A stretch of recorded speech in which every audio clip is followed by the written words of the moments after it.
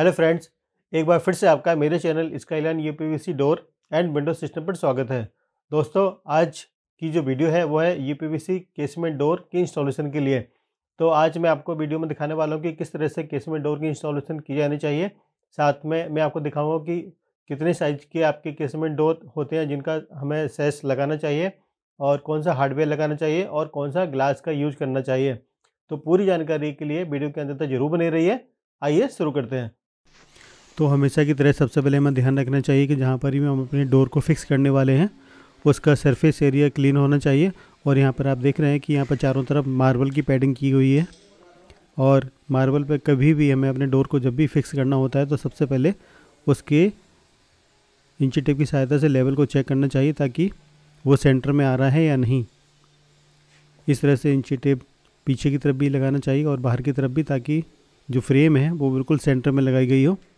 इसका फ़ायदा ये होता है कि जब भी ड्रिल मशीन से होल करते हैं तो कभी भी पत्थर टूटने की संभावना नहीं होती है, क्योंकि अगर पत्थर टूट जाएगा तो उससे जो ओनर है उसको भी नुकसान होता है, साथ ही लेबर को भी लगाने में प्रॉब्लम होती है। और इस प्रकार से पत्थर पर जब भी ड्रिल करनी हो तो धीरे धीरे से ड्रिल करना चाहिए ताकि होल अच्छी तरह से हो जाए और उसके अंदर जो फास्टनर है वो भी अच्छी तरह से बैठ सके।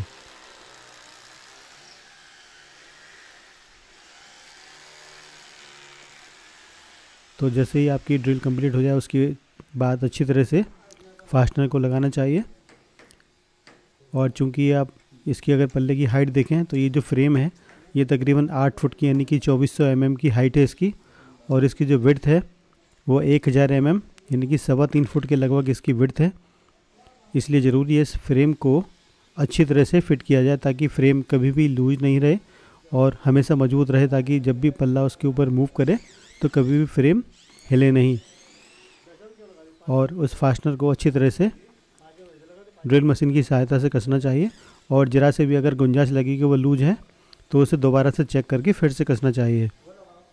और कभी भी अगर फ्रेम के बीच में गैप आ रहा है तो अच्छी तरह से उसमें पैकिंग डाल के उसको टाइट करना चाहिए।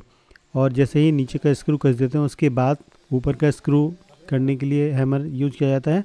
और उस फ्रेम के अलाइनमेंट के लिए ज़रूरी है कि बाटा मार्क की सहायता से उसको अच्छी तरह से चेक किया जाए ताकि फ्रेम जो है वो सीधी लगाई गई हो। और फ्रेम सीधी होगी तो पल्ला कभी भी लटकेगा नहीं और हमेशा स्मूथ मूव करेगा। तो ज़रूरी है कि बाटा मार्क की सहायता से उसको चेक करके अच्छी तरह से फास्टनर लगाया जाए दूसरा वाला, ताकि फ्रेम सीधी रहे और देखने में भी अच्छी लगे। क्योंकि यहाँ पे पत्थर की पैडिंग की गई है ग्रेनाइट की, इसलिए ज़रूरी है कि फ्रेम को अच्छी तरह से सेंटर में लगाया जाए। और दूसरा फास्टनर लगाने के बाद अच्छी तरह से उसको कसना चाहिए। और सेम नीचे की तरह अगर उसमें गैप है तो उसमें पैकिंग लगा के उसको टाइट करना चाहिए। तो जैसे ही 2 स्क्रू लग जाते हैं उसके बाद राइट साइड के जो पोर्शन है वहाँ पे फास्टनर लगाए जाते हैं। और जैसा कि पहले किया था उसी तरह से दूसरी तरफ भी इंची टेप की सहायता से जो फ्रेम है उसको सेंटर में लगाना चाहिए। और जैसे ही फ्रेम सेंटर में लगेगी उसके बाद हैमर की सहायता से फास्टनर के लिए होल किया जाता है। और होल करने के बाद जो 4 इंच का हमारा 100 mm का जो फास्टनर है उसको लगाना चाहिए ताकि फ्रेम मजबूत लगे। और यहाँ पर ये सावधानी देने वाली बात यह है कि ये जो हाइट है वो 8 फुट की है और विड्थ 3.25 फुट की है। तो ज़रूरी है कि यहाँ पे जो फ्रेम लगाई गई है वो कम से कम 60 mm की हो और जो पल्ले का सैश होता है वो कम से कम 102 mm का होना चाहिए। ये डिपेंड करता है, अलग अलग कंपनियों में 102 mm से लेके 108 mm तक का सैश आता है। तो जो डोर सैश कहलाता है वही हमेशा यूज़ करना चाहिए। अगर कोई भी फैब्रिकेटर यहाँ पर विंडो सैश लगाता है जो कि 75 से लेकर 78 mm तक का आता है तो वो कभी भी अच्छी तरह से मूव नहीं करेगा और पल्ला लटक जाएगा। इसलिए ज़रूरी है कि यहाँ पर डोर सैश लगाना चाहिए। और जब पहला फास्टनर लगा दिया जाता है तो उसके बाद पल्ले को मूव करके देखा जाता है कि वो अच्छी तरह से बंद हो रहा है या नहीं। अगर नीचे या ऊपर कहीं पर भी प्रॉब्लम है तो ऊपर से फ्रेम को अच्छी तरह से एडजस्ट किया जाता है, बाटर लेवल देखकर या साउल लगाकर उसको चेक किया जाता है कि फ्रेम साउल में है या नहीं। और उसे चेक करने के बाद अच्छी तरह से उसको पकड़कर हैमर की सहायता से फास्टनर के लिए दूसरा होल करना चाहिए।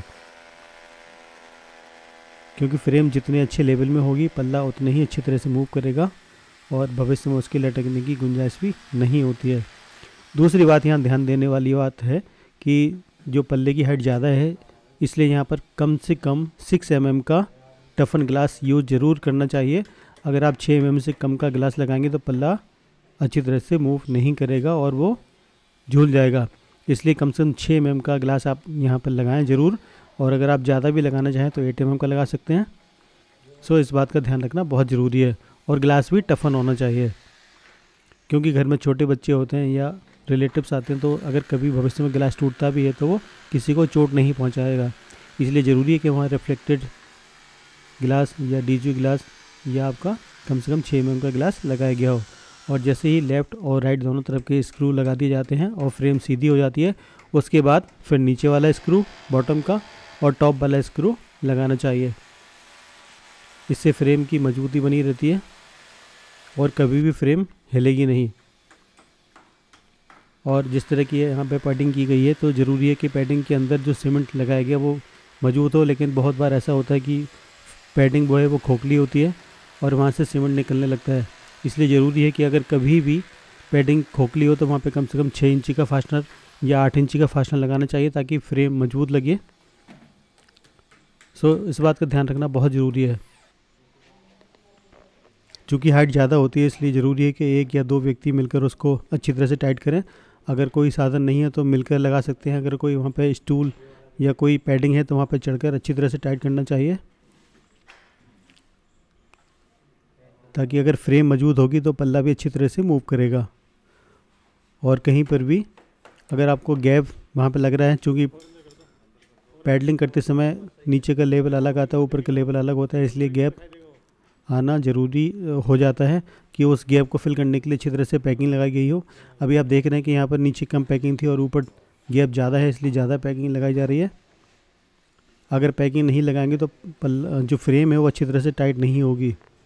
इसलिए अगर प्रॉपर तरीके से वहाँ पर 5 mm या 6 mm की पैकिंग डाली जाए और डालने के बाद अच्छी तरह से टाइट करके उसको चेक करना चाहिए कि फ्रेम अच्छी तरह से मजबूत लगी है या नहीं। और यहाँ पर एक बात ध्यान देने वाली बात है कि यहाँ पर जो लॉकिंग सिस्टम है वो अगर आपको की वाला लॉक चाहिए तो सिलेंडर वाला यहाँ पर लॉक लगाना चाहिए। अगर आपको की नहीं चाहिए तो आप सिंपल एल हैंडल लगा सकते हैं, जो कि अंदर से लॉक हो जाएगा और बाहर से उसे कोई खोल नहीं सकता। सो डिपेंड करता है कि आपकी रिक्वायरमेंट क्या है, उसी हिसाब से आप डोर में लॉक लगवा सकते हैं। और डोर लॉक जो है वो अच्छी क्वालिटी का होना चाहिए ताकि वो कभी ख़राब ना हो।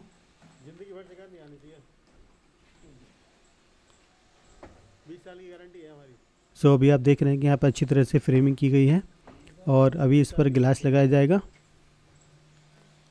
और ग्लास लगाने के बाद हमेशा ग्लेजिंग करनी चाहिए ताकि पल्ला कभी भी लटके नहीं।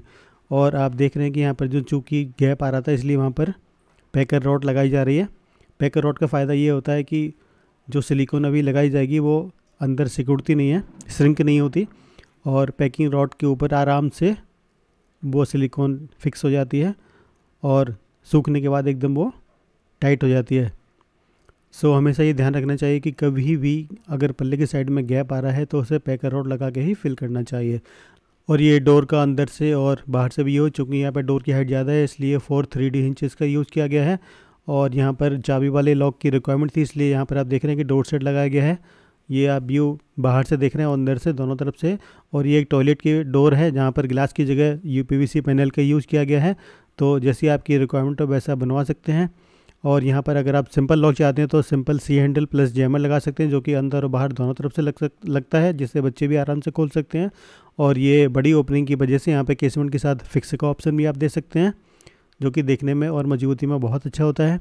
साथ ही अगर आप शौकीन हैं तो जॉर्जियन बार भी लगवा सकते हैं, जो कि आपकी घरों में 4 चांद लगा देगा। इस तरह से आप लगवा सकते हैं। दोस्तों, आज आपको ये मेरी वीडियो कैसी लगी कृपया कमेंट्स करके ज़रूर बताएं। साथ ही UPVC की डोर, विंडो या स्लाइडर के इंस्टॉलेशन से रिलेटेड कोई भी जानकारी आपको लेनी हो तो उसके लिए आप हमसे संपर्क कर सकते हैं।